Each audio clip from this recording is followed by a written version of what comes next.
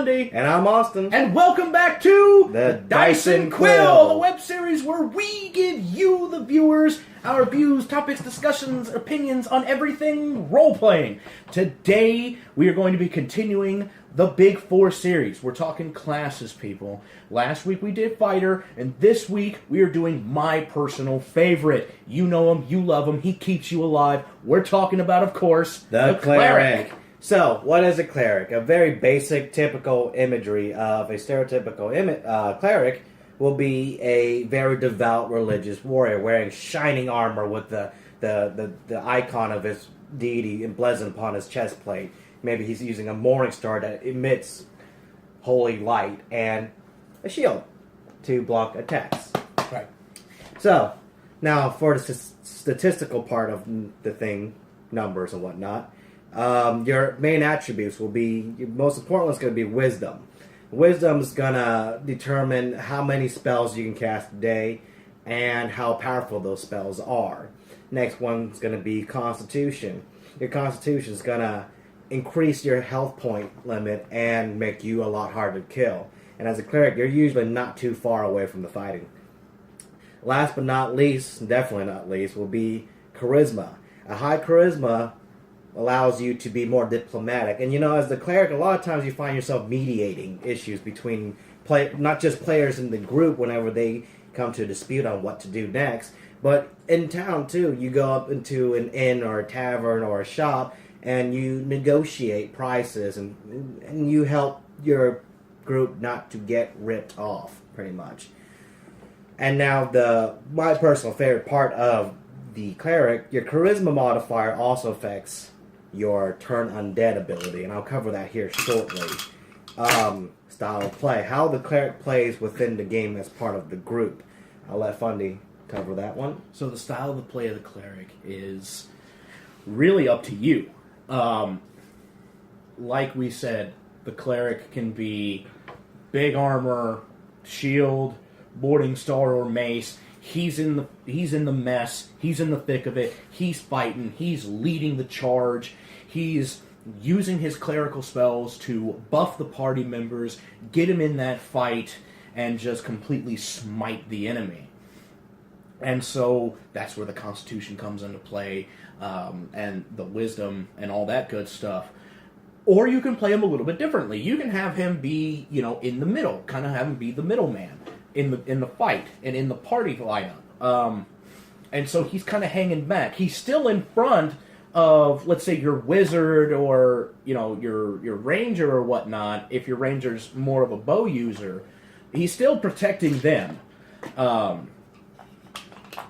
But he's able to use his healing spells, his buffing spells, and things like that to keep the guys in the front able to do their job better, to keep the fighter fighting longer, in a sense, or to keep that frontline guy fighting longer.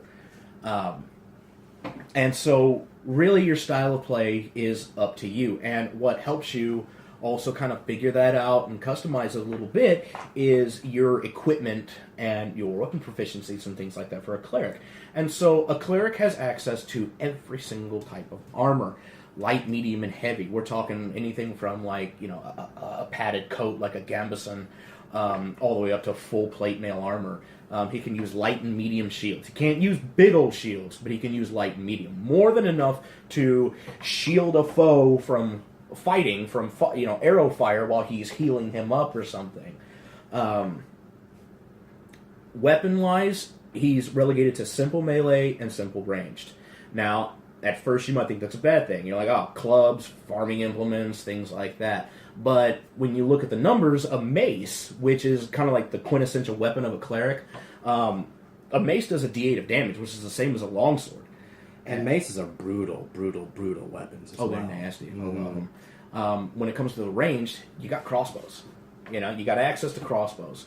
And so that kind of helps if you want to be more of that middleman type fighting cleric, to where you're in the back, you're taking them out with your crossbow, as well as casting your buffing spells and your healing spells and things like that. And so there is some customization with the equipment, but you are limited. Right. And this is my personal favorite part of every cleric, regardless of alignment. As a first level cleric, you gain access to a special ability called Turn or Rebuke Undead, and the name of it depends on your alignment. So, as a good cleric, I would have Turn Undead, which essentially destroys undead creatures. Numbers-wise, the equation is 2d6 plus your cleric level plus your charisma modifier. And at first level, 2d6 worth of damage plus anything is already a lot of damage that you get access to. How many times you cast it is always going to be 3 plus your caster level. So at first level, 4 times a day, which is still a lot of damage you can put out. Basically how it works, and it'll differ minutely from DM to DM.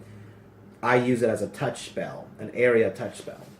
So let's say the cleric's name is Josen. He walks into a town that unfortunately suffers from an infestation of the undead. Zombies everywhere. He's going to walk up to the nearest undead, reach out, and cast his Turn Undead. Brain fart, sorry. And zombie and all the zombies within a given area around him will immediately take a lot of damage. Now, on the other end of the spectrum, an evil cleric. You walk into town, same infestation, but instead of destroying them, you now command them. Same equation, and the equation will determine how many of these creatures and how strong they are that you can control.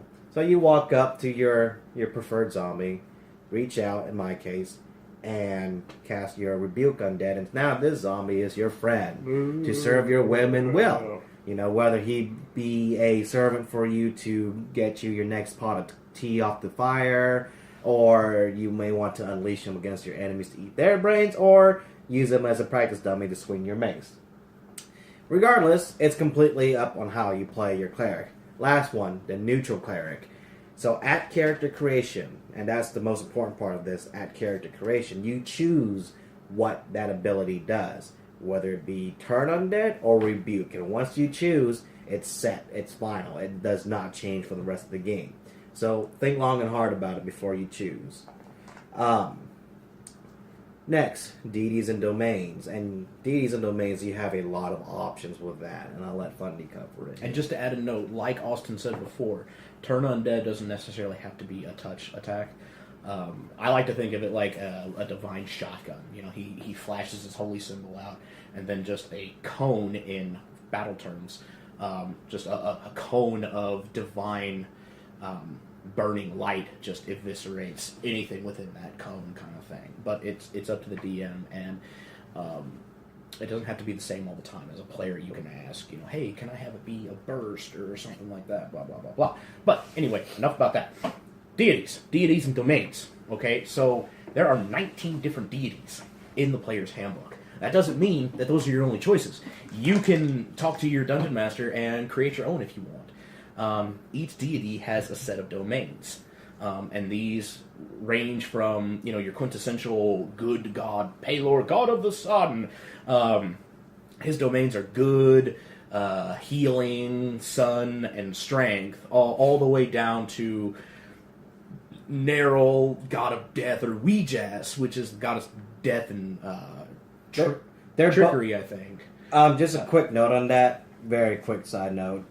Neru is the god of death. Weejas is the goddess of death.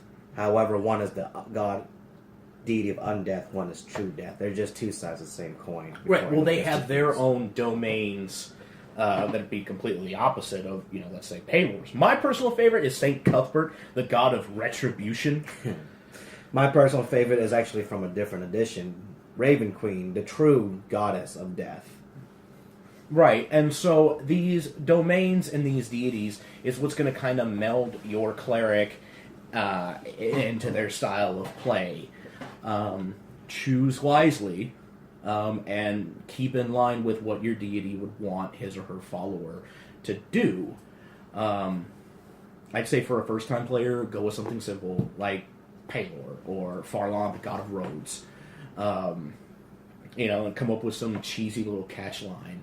You know, may Pelor's light guide you on your journey. You know, something like that. And I think most typical starting first-time players with clerics will go with peddlers, the easiest one. Yeah. Now, what choosing your deity does, not only does it kind of hash you out for role-playing reasons, but it gives you access to those domain spells. You get cleric spells that every cleric gets, and then you get domain spells specific to your deity. And so, again, that goes into your choice, and different domains do different things. You can check it out in the book. So with that being said, let's get into it. What is the role of a cleric? Let's sum it up here. What is the role of a cleric? I like to think of a cleric. Now, hear me out. I like to think of a cleric as the party's mom. All right, you make sure they don't do anything stupid. You make sure that when they do something stupid, they can get patched up. And you make sure they stop like siblings. Yeah, you make sure they stop fighting each other. I don't care what he or she said. All right, we got a job to do, kind of thing. And hey, benefit of being the party mom or the party healer is nobody wants you to die. Nobody wants you to fall. So you're good. You're usually always the last one left alive. And you're shaking your finger at all. I freaking told you so. And like I said, more the technical side, the cleric is a nice in-between between a physical damage dealer and a magic user. And if you're a first-time player, a lot of the magic classes are very, very complicated with spell lists that numbers into tens of pages. The cleric gives you a nice kind of introduction to magic casting. It's a good way to learn how to use magic. And so that's my take on role of the cleric. Right, and so final thoughts. If you're a new player and you want to introduce yourself into magic, or you want to be something a little different than, a fighter or a rogue, you want a little bit of supernatural or divine ability, cleric is a great way to go, and they're easy to play. Once you kind of get some of the technicalities down, they're great. They're easy to play, and every party needs a cleric. And they're amazingly fun to roleplay too. The possibilities are absolutely endless with that. Very fun to roleplay. I love playing with clerics. I've never personally played one, but clerics are very fun to play with. I love playing as clerics. Mm-hmm. If a DM comes and asks me, hey, you want to join into this campaign? The first question I ask, who's picked up cleric?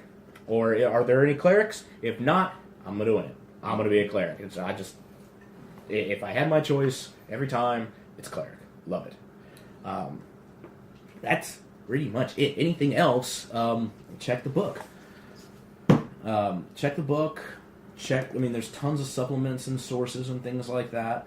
But a cleric in 3.5 is essentially going to be the same in 4th edition or 5th edition or whatnot. A cleric is a cleric is a cleric.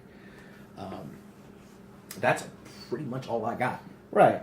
And we appreciate you guys tuning in again, like always. If you made it to the end of the videos, thank you. If you've been with us and have followed our videos from the start, we super appreciate it.